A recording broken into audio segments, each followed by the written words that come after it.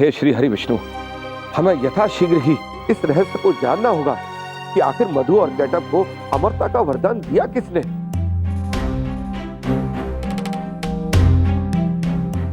ये सत्य है, तुमने मेरी कठोर तपस्या की है और मैं तुम्हारी तपस्या से प्रसन्न हूँ। अतः मुझे तुम्हें वरदान अवश्य ही देना होगा। आप हमें इच्छा मृत्यु का वरदान दीजिए। तथास्तु।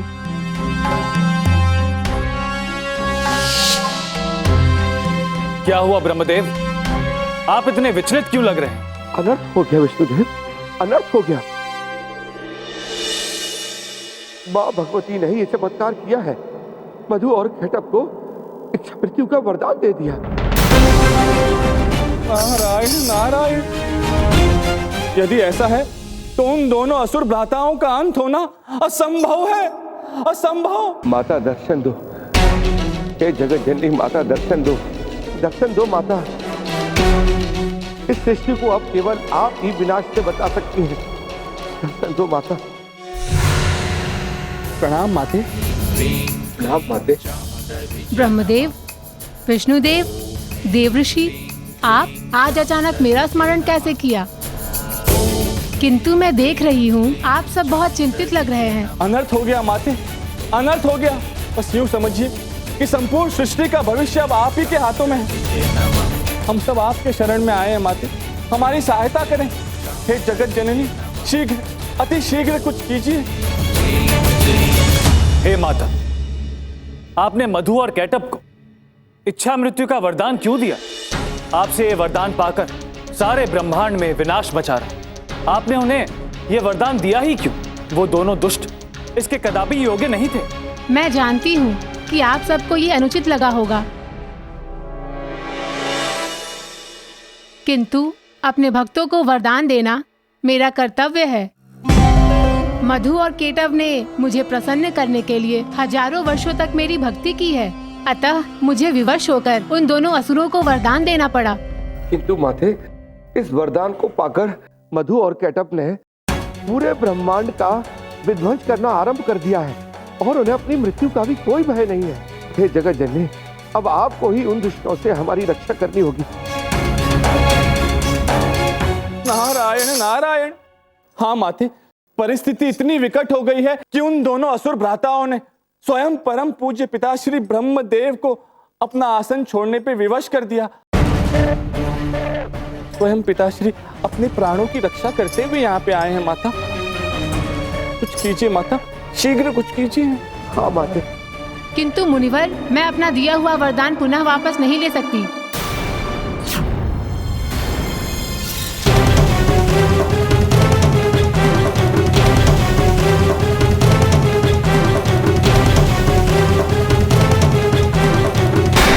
हमें मूर्छित करके न जाने कहां चला गया वो कायर। साहस होता तो हमारे समक्ष खड़ा रहकर हमारा सामना करता।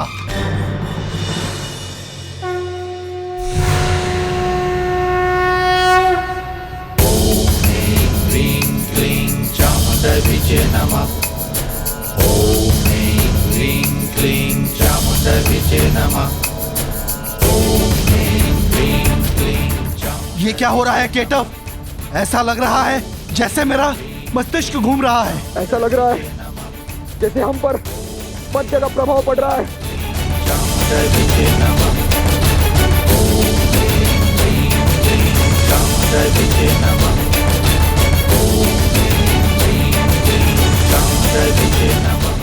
आ गए तुम?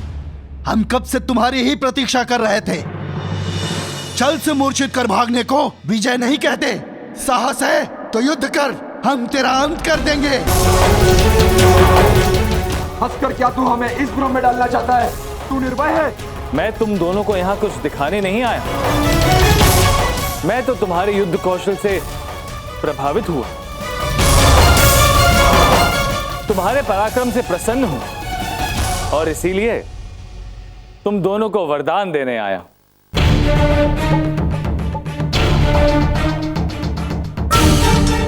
कहो, क्या वरदान चाहिए तुम?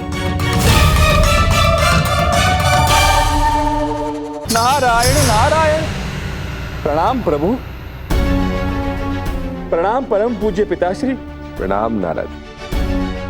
प्रभु, ये क्या कर रहे हैं आप? कृपा करके ऐसी भूल ना करें प्रभु। आप इन असुरों को वरदान दे रहे हैं। इन्हें वरदान देना अर्थात अपने वरदान का अपमान करना। कृपा करके ऐसा ना करें प्रभु, ना करें। कौन हो तुम? नारायण नारायण, हमारे परिचय से तुम्हें लाभ नहीं होगा, किंतु हाँ, यदि लाभ होगा तो श्री हरि के आशीर्वाद से। मांगो, क्या मांगते हो? श्री हरि तुम्हारी समस्त इच्छाएं पूर्ण करेंगे। मांगो।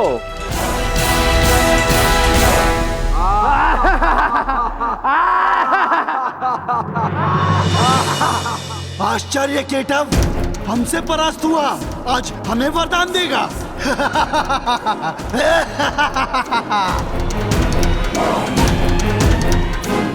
हमें तुम्हारे वरदान की कोई आवश्यकता नहीं है विष्णु, कि हमें पहले से ही वो वरदान मिला है जिसके कारण अब हम इस सृष्टि में सबसे अधिक शक्तिशाली बने हैं। ना हमें देवता मार सकता है और ना ही कोई दैत्य हमें वरदान देकर तू हमें नीचा दिखाने का प्रयास कर रहा है।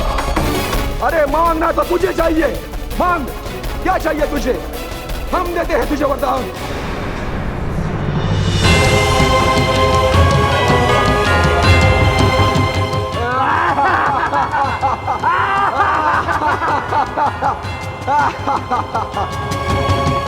नारायण नारायण, ये क्या प्रभु? अब ये दानव हम देवताओं को वरदान देंगे? यदि ऐसा हुआ प्रभु, तो संपूर्ण सृष्टि में इन्हीं का पूजन होगा प्रभु। कुछ कीजिए, शीघ्र कुछ कीजिए प्रभु। नारायण नारायण।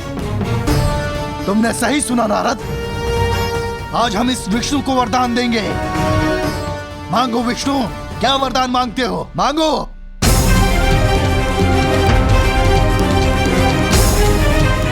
अपने से अधिक सामर्थ्यवान से मांगने में कैसी लज्जा। मांगो विष्णु, क्या मांगते हो? सबको ज्ञात हो जाने दो कि देव, असुर, मानव, किन्नर से भी शक्तिशाली है मधु और केटव।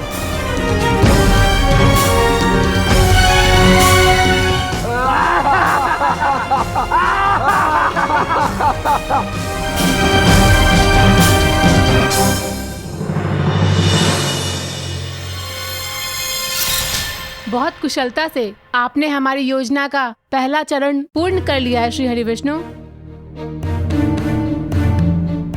अब ये दोनों भ्रमित हो चुके हैं। मधु और केटव मध्य पूर्ण प्रभाव में हैं।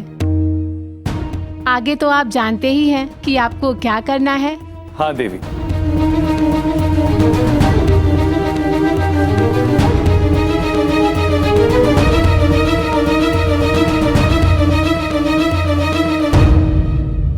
सोच क्या रहे हो विष्णु?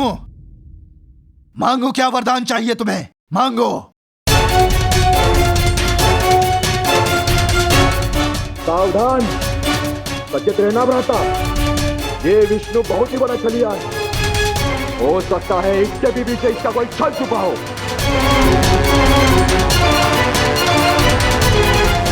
अब इसका छल नहीं चल सकता। भला एक पराजित योद्धा हमसे क्या छल करेगा? मांगो विष्णु, क्या वरदान मांगते हो तुम?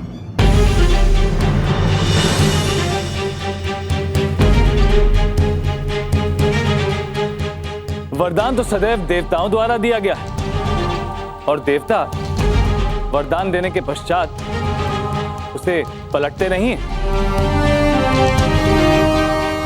एक बार वचन दे दिया तो उसे पूर्ण करना उसका कर्तव्य है।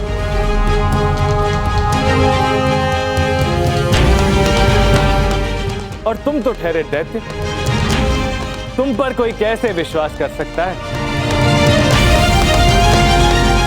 क्या पता वचन देने के पश्चात तुमने उसे तोड़ दिया तो? ये क्या कह रहे हो मूर्ख? हम कोई साधारण दैत्य नहीं है। एक बार मधु और केटव ने जो वचन दे दिया सो दे दिया। हम अपने वचन से कभी पीछे नहीं हटते। मांगो, क्या वरदान मांगते हो तुम? उचित कहा भ्राता ने।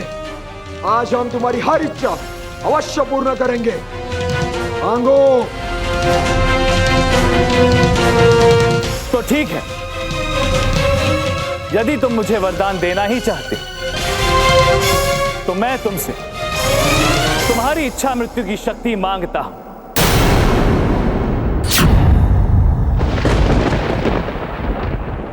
इसका अर्थ है कान्हा, तुमने उनके साथ छल किया।